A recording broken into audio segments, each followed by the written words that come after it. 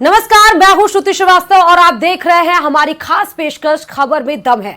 इस बुलेटिन में हम आपको दिखाते हैं सप्ताह की वो खबरें जो सबसे ज्यादा चर्चा में रही हैं। तो आज हम बात करेंगे चुनाव से पहले जांच एजेंसियों की ताबड़तोड़ कार्रवाई और ईडी आईटी की कार्रवाई पर हो रही जबरदस्त सियासत की। जल जीवन मिशन में हजारों करोड़ के घोटाले के आरोप के बाद ईडी एक्शन में है और अब मंत्रियों के आवासों पर भी छापेमारी लगातार की जा रही है।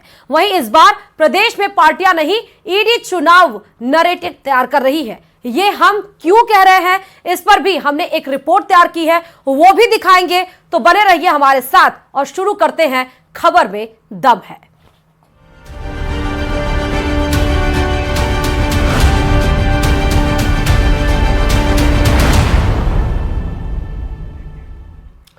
जल जीवन मिशन से जुड़े घोटालों के मामले में ईडी की टीमों ने सीनियर आईएएस ऑफिसर और जलदाय विभाग के additional chief secretary Subodh Agarwal से और उनके साथ साथ 6 इंजीनियरों सहित 10 लोगों के 20 ठिकानों पर छापेमारी की। कार्रवाई में दिल्ली, चंडीगढ़ और हरियाणा समेत 7 राज्यों की टीमें शामिल थी और यह कार्रवाई इतनी बड़ी थी कि पूरे प्रदेश में हड़कंप मच गया। ये रिपोर्ट देखिए।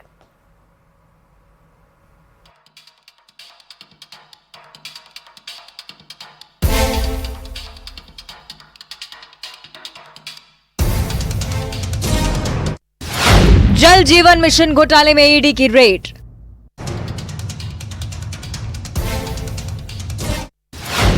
मंत्री, नेताओं और अधिकारियों का खेल।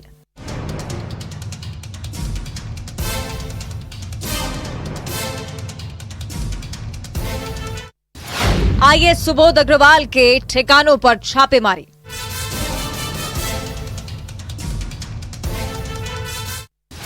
मंत्री महेश जोशी के दफ्तर पर भी कार्रवाई। सचिवालय में जलदाय मंत्री डॉक्टर महेश जोशी के ऑफिस में प्रवर्तन निदेशालय की टीम ने जांच की। ईडी की टीमों ने राजस्थान में 20 ठिकानों पर छापे मारे। छापे की इस कार्रवाई में जलदाय विभाग के अधिकारियों के साथ साथ वो ठेकेदार और प्रॉपर्टी कारोबारी भी शामिल थे, जिन्होंने भ्रष्टाचार से की हुई काली कमाई को ठिकाने लगाया। हालांकि ईडी ने अभी तक इस कार्रवाई में बरामदगी का कोई बड़ा खुलासा नहीं किया है। जलदाय विभाग के मंत्री महेश जोशी के ऑफिस और additional chief secretary Subodh Agarwal समेत कई अधिकारियों के घर पर रेड की। राजस्थान में 6 से ज्यादा जगहों पर छापेमारी की गई। इतनी बड़ी छापेमारी के बाद अधिकारियों और ठेकेदारों में हड़कंप मच गया। सुबह करीब 8 बजे ईडी की 3 टीमें सचिवालय पहुंची और सुबोध अग्रवाल के ऑफिस में सर्च करना शुरू किया। सुबोध अग्रवाल राजस्थान के तीसरे सबसे सीनियर आईएएस ऑफिसर हैं। गांधीनगर स्थित जलदाय विभाग के एक सीनियर अधिकारी के घर पर भी ईडी की टीम ने सर्च की। पीएचईडी मंत्री महेश जोशी के सचिवालय स्थित कार्यालय में कार्रवाई हुई। इसके बाद सचिवालय में हड़कंप मच गया और अन्य अधिकारी कर्मचारी कार्यालय में ताला लगाकर भाग गए, जिससे पूरे सचिवालय में सन्नाटा पसर गया। योजना के घोटाले के मामले में प्रवर्तन निदेशालय ने एक बार राजस्थान में बड़ी कार्रवाई की है। 20 से ज्यादा ठिकानों पर ईडी ने छापे मारे हैं। इस बार ईडी ने बड़े मगरमच्छों को से जो है निशाना बनाया। इस वक्त हम जलदाय विभाग के अतिरिक्त मुख्य सचिव डॉक्टर सुबोध अग्रवाल के निवास के बाहर खड़े हैं। आपको डॉक्टर सुबोध अग्रवाल का जो निवास है ये B1 भगत सिंह मार्ग पर स्थित है और यहाँ पर हम अंदर आपको दिखा सकते हैं कि प्रवर्तन निदेशालय की टीमें जो है कार्रवाई में जुटी हुई हैं। प्रवर्तन निदेशालय के अधिकारी डॉक्टर सुबोध अग्रवाल और उनकी जो टीम है जलदाय विभाग में, उनके द्वारा जो टेंडर जारी किए गए थे, ऊंची दरों पर टेंडर जारी किए गए थे, बिना कार्य के जो भुगतान किए गए हैं, फर्जी दस्तावेजों से जिन फर्मों को जो टेंडर जारी किए गए थे, ऐसे तमाम जो मामले हैं उनकी जाँच यहाँ पर कर रही है। सूचना मिली है कि ईडी ने मंत्री महेश जोशी के कार्यालय से कुछ हार्ड डिस्क जब्त की हैं। ईडी ने प्रॉपर्टी कारोबारी संजय बड़ाया के करीबी प्रॉपर्टी डीलर राम अवतार शर्मा के यहां से 45 लाख रुपए कैश सीज किए हैं।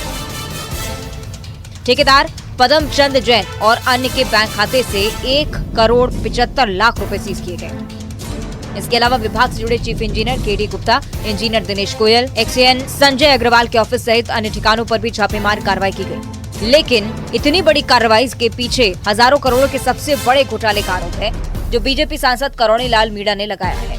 अब हम आपको बताते हैं कि आखिर घोटाला है क्या है जल जीवन मिशन घोटाला। ग्रामीण इलाकों में पेयजल की व्यवस्था होनी थी।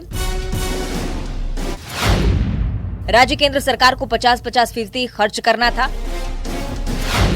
योजना में डीआई डक्टर आयरन पाइपलाइन डाली, इसकी जगह पर एचडीपीई की पाइपलाइन डाली गई। पुरानी पाइपलाइन को नया बताकर पैसा लिया गया।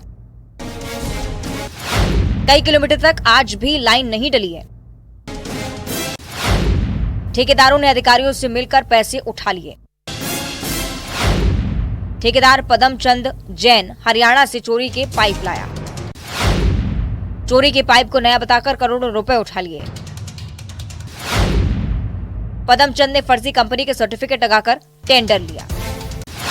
वहीं इस कार्रवाई के बाद राजनीति होना भी लाजमी था। सीएम अशोक गहलोत से लेकर प्रभारी सुखजिंदर सिंह रंधावा ने बड़ा हमला बोला। मैं कह रहा हूँ गवर्नमेंट जो बैठी हुई आज दिल्ली के अंदर फासिस्ट की गवर्नमेंट है, लोकतंत्र में यकीन नहीं है, संविधान की धज्जियां उड़ रही जो बाबा साहब अम्बेडकर ने बनाया था। कानूनी राज कमजोर हो रहा है देश के अंदर। ईडी, इनकम टैक्स, सीबीआई के छापे पड़ रहे हैं, पॉलिटिशियन पर छापे पड़ रहे हैं, पॉलिटिशियन पे पड़ रहे हैं, विपक्षी पार्टियों में पड़ रहे हैं। देश भर के अंदर आतंक मचा रखा। हम खुद कहते हैं ये तीनों एजेंसी इंपॉर्टेंट है, ED, income tax, CBI. Crime करे जेल भेजो उसको, आर्थिक अपराधी है जेल में भेजो उसको। पर आप पॉलिटिशियन को छापे डाल डाल के नाम कर रहे हो, चालान पेश कर नहीं पा रहे हो, आप लोग फेल हो रहे हो सब जगह। अभी मेरे आंकड़े नहीं बता था मैं आपको, पूरी तरह 9 साल में फेल हो गई। पर बदला लेने के लिए, सरकार गिराने के लिए ईडी का उपयोग हो रहा है, इनकम टैक्स का उपयोग हो रहा है देश के अंदर। मैं ईडी वालों को कहना चाहता हूं कि आपने एक शेर के मुंह में हाथ डाला है।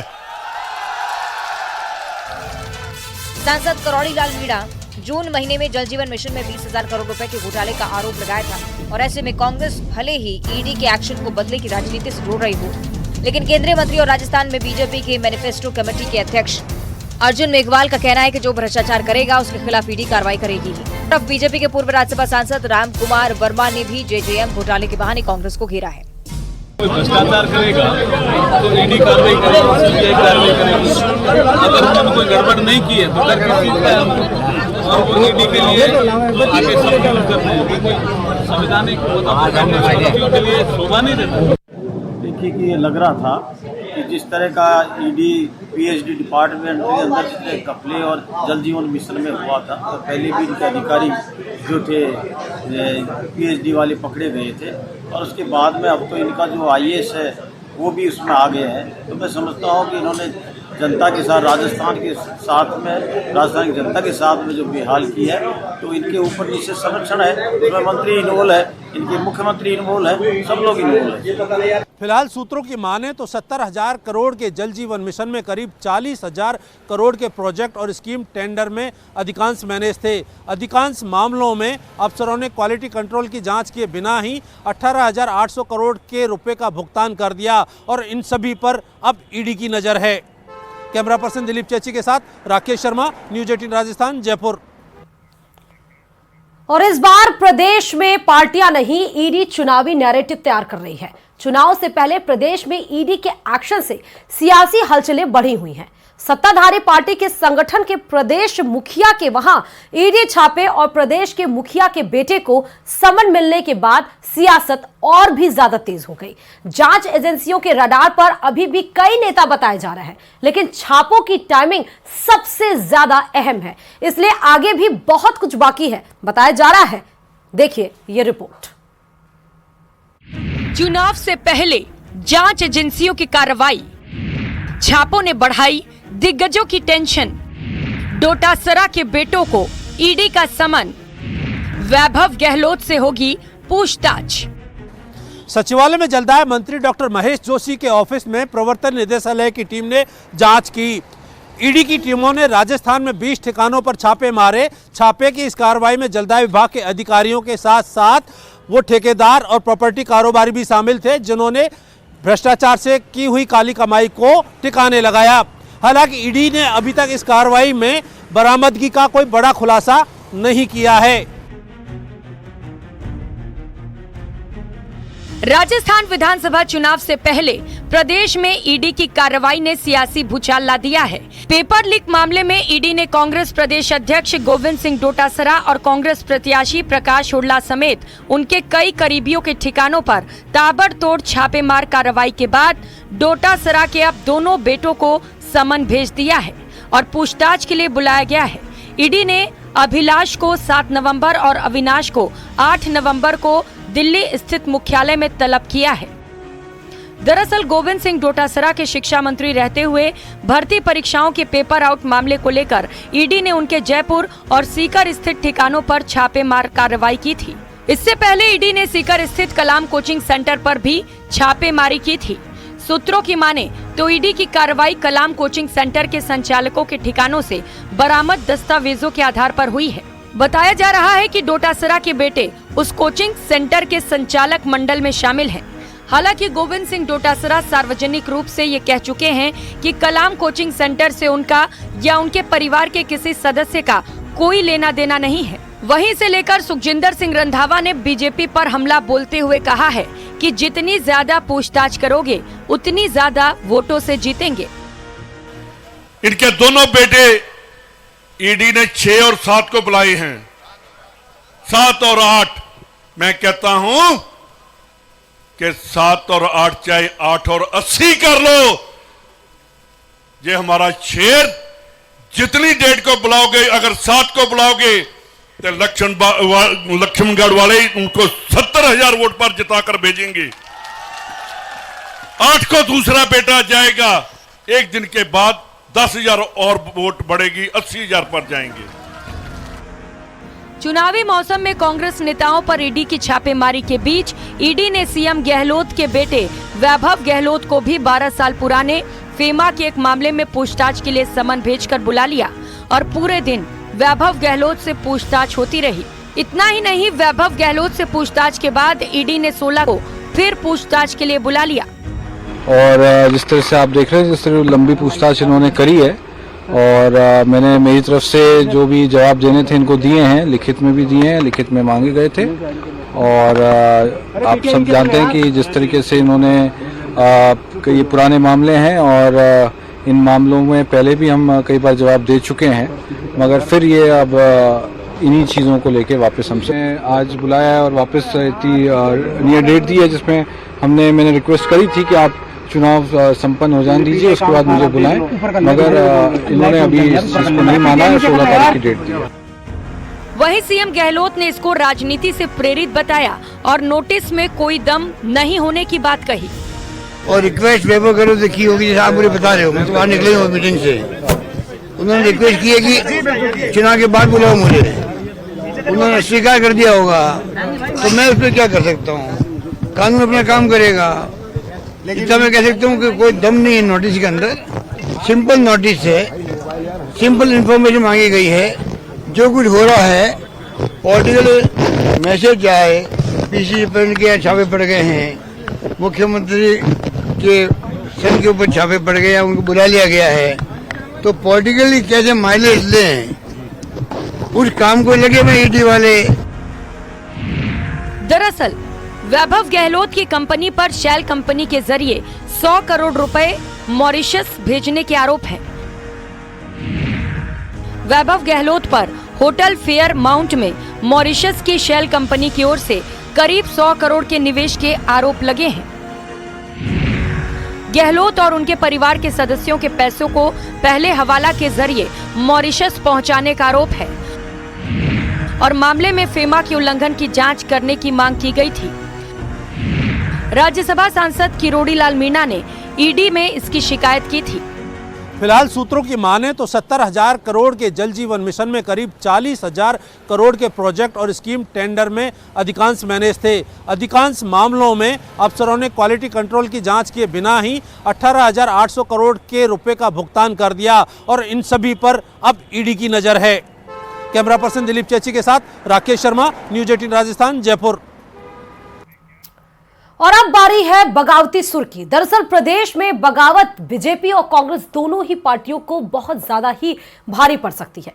इस रिपोर्ट को देखिए और फिर समझिए।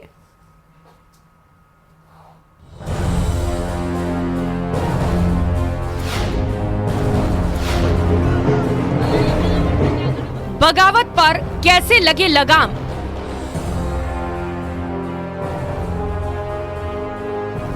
बागी बिगाड़ेंगे खेल।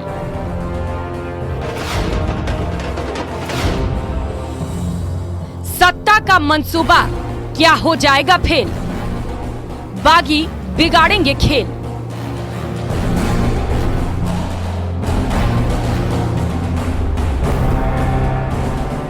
ये 4 तस्वीरें बयां कर रही हैं कि राजस्थान के चुनावी रण में बागी कांग्रेस बीजेपी दोनों के लिए मुसीबत साबित हो सकते हैं। इन बागियों ने अपने अपने दलों के खिलाफ मोर्चा खोल दिया है, जिसमें कुछ निर्दलीय ही रण में ताल ठोक रहे हैं, जबकि कुछ बागियों ने आला कमान को सीधी चुनौती दी है। सबसे पहले बात करते हैं अलवर जिले के थानागाजी विधानसभा की, जहां बीजेपी से बागी होकर रोहिताश घांगल चुनावी मैदान में उतर गए हैं। उन्होंने निर्दलीय प्रत्याशी के रूप में नामांकन दाखिल किया। रोहिताश घांगल की नामांकन रैली में सर्व समाज का उमड़ा जन सैलाब बीजेपी को अपना फैसला बदलने पर मजबूर कर सकता है। वहीं अलवर शहर से पूर्व विधायक बनवारी लाल सिंघल टिकट नहीं मिलने से बीजेपी से नाराज हैं। उन्होंने पार्टी को बगावती तेवर दिखाए हैं। उनका कहना है कि अलवर शहर से टिकट नहीं मिलने पर मुझे विश्वास दिया गया था कि रामगढ़ से टिकट दिया जाएगा। जब पहली सूची में नाम नहीं आया तो दूसरी सूची का इंतजार किया, लेकिन अब सब्र का बांध टूट गया। मैंने मान लिया कि अलवर की जनता ने प्यार और स्नेह दिया है। अब उनके लिए निर्दलीय चुनाव लड़ूंगा। भारतीय जनता पार्टी ने मुझे टिकट से वंचित किया है। अब मैं जनता के टिकट पर, अलवर शहर की जनता के टिकट पर चुनाव लड़ूंगा, जनता के प्रत्याशी के रूप में चुनाव लड़ूंगा। बीजेपी के साथ साथ कांग्रेस के लिए बागी सिरदर्द बने हुए हैं। अलवर जिले के राजगढ़ लक्ष्मणगढ़ सीट से कांग्रेस से टिकट मांग रहे अलवर नगर निगम के वार्ड पार्षद नरेंद्र मीणा ने भी पैसे देकर टिकट देने का आरोप लगाया है। उन्होंने कहा कि टिकट नहीं बदला गया तो कांग्रेस को नुकसान उठाना पड़ेगा।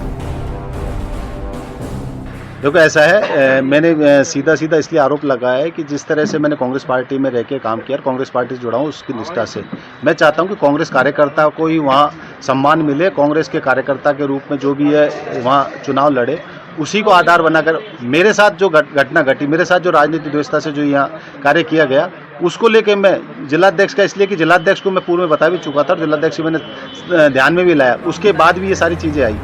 झुंझुनू में भी बीजेपी में घमासान मचा हुआ है।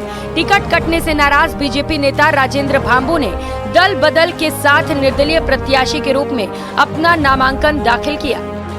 टिकट कटने से नाराज बीजेपी नेता राजेंद्र भांबू ने दल बल के साथ निर्दलीय प्रत्याशी के रूप में अपना नामांकन दाखिल किया। इस दौरान उनके साथ पूर्व विधानसभा अध्यक्ष सुमित्रा सिंह भी मौजूद रही। इस मौके पर राजेंद्र भांबू ने कहा कि बीजेपी ने उन्हें टिकट नहीं दिया, जिससे उनके साथ साथ कार्यकर्ताओं में भी निराशा है। कि मेरे को जब टिकट नहीं दिया तो मेरे को निराशा हाथ लगी, लेकिन मेरे कार्यकर्ता भी निराश थे। तो कार्यकर्ताओं ने ये कहा कि पंडित दीनदयाल उपाध्याय ने कहा है, अगर कोई संगठन गलती करता है तो कार्यकर्ता उसमें संशोधन कर सकते हैं। तो कार्यकर्ताओं ने मुझे कहा है कि हमारा आदेश है कि आप हमारे प्रतीक के रूप में उम्मीदवार बने, हम आपके साथ हैं। अजमेर उत्तर विधानसभा क्षेत्र से बीजेपी के अलग अलग पर्दों पर रहे मुकेश कुमार लखन ने निर्दलीय मैदान में उतरने की तैयारी कर ली है। महेश कुमार लखन नामांकन पत्र लेने के लिए अनोखे ढंग से कलेक्ट्रेट पहुंचे और कलेक्ट्रेट के मेन गेट से नारियल हाथ में लिए दंडवत करते हुए आवेदन फॉर्म लिया। महेश कुमार लखन ने कहा कि उन्होंने बीजेपी से टिकट मांगा था, लेकिन उन्हें टिकट नहीं दिया गया, इसीलिए अब वे निर्दलीय के रूप में फॉर्म भरकर चुनाव लड़ेंगे। कलेक्ट्रेट से मेन गेट से मैं सोता हुआ मैं टिकट मांगने आया हूँ, लेटता हुआ, और मैं हर वाल्मीकि समाज की मीटिंग हुई। 55 वार्ड है, 55 वार्ड है, उन्हें वाल्मीकि समाज का मेरे को साथ है। मैं उत्तर से मैं जो टिकट मांगा था बीजेपी से, बीजेपी ने मेरे को टिकट नहीं दिया। मैं निर्दलीय चुनाव लड़ना चाहता हूँ। कोटा की लाटपुरा विधानसभा सीट से नईमुद्दीन गुड्डू ने अपनी दावेदारी जताते हुए नामांकन दाखिल किया है, जबकि कांग्रेस ने अब तक लाटपुरा सीट से प्रत्याशी घोषित नहीं किया है। लेकिन गुड्डू का कहना है कि उन्हें पार्टी आलाकमान से हरी झंडी मिली है और चुनाव में नामांकन भरने से लेकर तैयारी में जुट जाने के लिए कहा है। इसीलिए उन्होंने अपना नामांकन दाखिल किया है। बीजेपी और कांग्रेस दोनों पार्टियां कलह से निपटने का दावा कर रही हैं, लेकिन प्रदेश के अलग अलग हिस्सों से आई तस्वीरें कुछ और ही कहानी बयां कर रही हैं। Bureau report, news 18 Rajasthan. और इसी के साथ खबर में दम है में बस इतना ही। और खबरों के लिए देखते रहिए न्यूज़ 18 राजस्थान।